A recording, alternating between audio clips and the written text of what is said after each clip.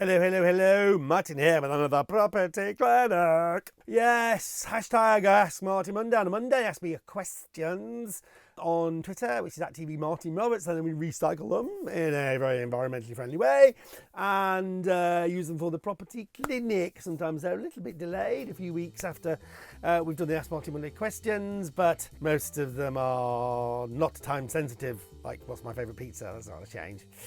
Oh, actually, funny enough, talking about pizzas, I started making my own. I mean, this is a classic lockdown boredom, isn't it, I guess? Yeah, but actually I've got bread maker and you can make pizza dough in it, and it's actually, they're really nice. Get this, not to brag, but I've done a stuffed crust pizza. How about that? It's actually really nice. So I'm now thinking, next phase, let's go pizza oven, like, you know, one of those things outside, wood-burning pizza oven. So that's the next project. If this goes on too long, that's what I'm going to be building in the back garden, a wood-burning pizza oven. Anyway, make sure you like this video. Make sure you subscribe to the channel. Let's get on with it. First question, Ms. Jones. Hello, Ms. Jones. Hi, Martin. Do you ever go to North Wales? Yes. It always seems to be the south. There's more to Wales than the valleys. I know that. I love it. Snowdonia. Awesome. My granny used to have a house and lived on Anglesey, Bedford. And you know, I know how beautiful North Wales is. I lived in Warrington, so we used to go to North Wales all the time. Snowdonia. I cycled through Snowdonia. I love North Wales. But realistically, there aren't as many houses there, right? Because you haven't got the valleys where they built a lot of houses, obviously, for the mines. And so our show features what we can that's sold at auction. And there are, without doubt, a lot more properties in South Wales sold. However, I do remember doing a few properties in North Wales. We did one in Llandudno, and one just down the coast from Llandudno. So, you know, yeah, brilliant. I'd love to go back to North Wales and do more. But the reality is there are more properties sold at auction in South Wales. Anna Maury. Hello, Anna. How many chucks would a woodchuck chuck if a woodchuck could chuck wood? Well, they can't. That's a common misconception. So there is no chance of them doing it. But in a parallel universe where woodchucks can chuck wood, I would say probably 7. Andrew Hayward. Hello, Andrew. Has there ever been a property on the show that you wished you bought and done up? On the estuary in Teignmouth was definitely one. It was awesome. But I'm not allowed to buy the properties that we feature on the show. By the time I get involved, they've sold anyway. So, hello, Moggy Road. Someone I went to college with once found a 12-string acoustic guitar in the attic of a house they were viewing. It wasn't the seller's, so they said he could have it if he wanted. Have you found anything good while on location in properties? Also, do you play the guitar? Well, of course, everything that's in the property is owned by the person who's bought it. So, you know, I would never think about taking anything without asking, obviously. But I think I've got a few things for the kids, like toys for the kids and a bit of furniture on the odd occasion. Never a guitar, though. Do you play guitar? Well, I do. Not very well, but and I haven't for a while.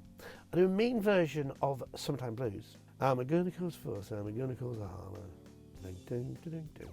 Hey, clearly it's not very good with that guitar, but you know. Have you ever, Diane Penn Barkley, have you ever bought a property at auction yourself? Of course I have. I believe in it. It's good. Yes. Yeah, I bought several auction properties. Same rules apply. I don't get any preferential treatment, and I have to be anonymous. Because clearly I scupper things for myself. If I go, yeah, well, look, it's him. I'll tell you who's buying it. It must be worth something. There must be something good about this property I'll buy it. And of course, there's big people start bidding against me. So, yeah. David. Hello, David. Morning, Martin. Morning. Aldi or Sainsbury's? Well, Aldi. I mean, Aldi or Lidl. Because the middle aisle. I mean, come on. And the food's really good too. And it seems really good quality. And it seems really well priced. I mean, you don't get the diversity that you get in Sainsbury's or Tesco's, and it's really nice to sometimes go into those places to see the little things you can't get. But yeah, the middle aisle, bought loads of tools and all the bits and pieces in the middle aisle. It's great. Laurie Shaw, do you have any say in the music they use on Homes on the Hammer, and would you encourage young artists to write more property-based songs to be in the moment with a chance of being featured? Absolutely. Do I have a say in the music? I steer the editors sometimes to a particular thing they might want to do. A musical choice, but largely it's the editors and they choose. But absolutely, I would say they are very much about encouraging new talent, as is the BBC in general. So I would say absolutely, you never know, and write it, send it in.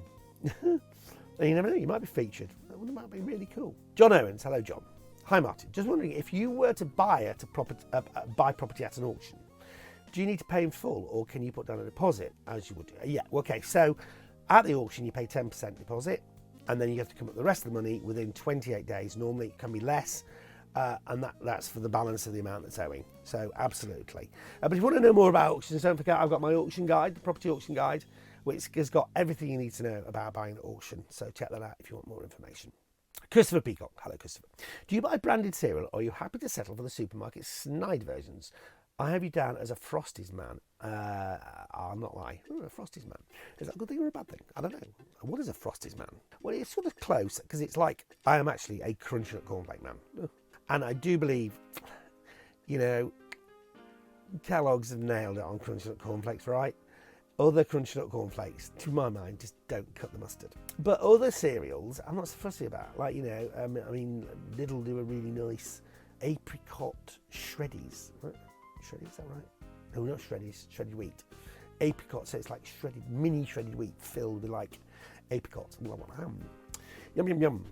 And, you know, and other things is like, you know, Rice Krispies are Rice Krispie, innit?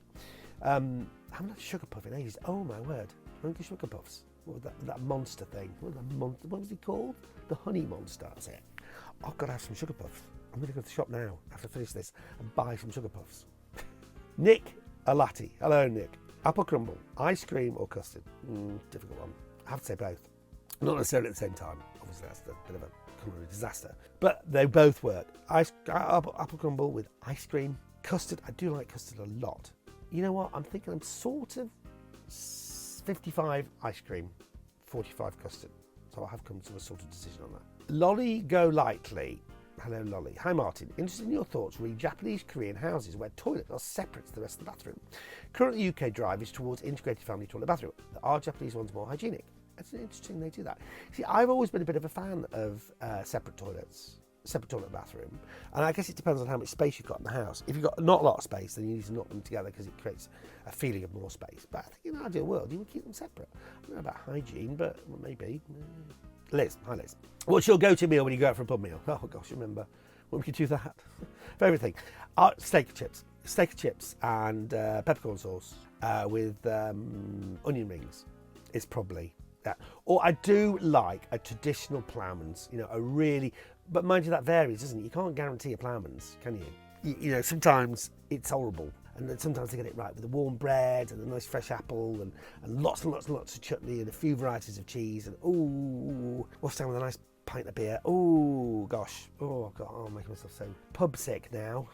Hollywreck, if you could be a Disney character, which one would you be and why? I quite like Sven. Oh, no, I don't know. No, it's just Sven.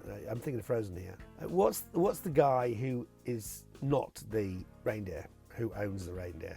Remember him? It's like he's kind of cool and relaxed and chilled out, and I like him. Or perhaps Mr. Incredible, if that's a Disney character. I like his car. Cheer me up. Hello, cheer me up. My Ask Martin Monday question has to be, have you been mistaken for, who have you been mistaken for on the street? You know, people think they know you, but they don't know where from. Often some pretty funny moments. Yes, it is wonderful when people go through this process of trying to think, where do I know you from? Because I'm out of context. So I'm in Tesco's or pulled up at a petrol station. People going, I know you. And I'm normally a bit of a tease. And I say, and they where do I know you from? I go, I'm not going to tell you. And then just as I'm leaving, I say, weekday mornings at 10 on BBC One. And they go, oh yeah, wow. So it's always very sweet. Yeah, people are lovely. Anyway, so that's your lot. Hopefully kept you entertained. Look after yourselves. Take care. Like this video. Make sure you subscribe to the channel. And I'll be back with more next week.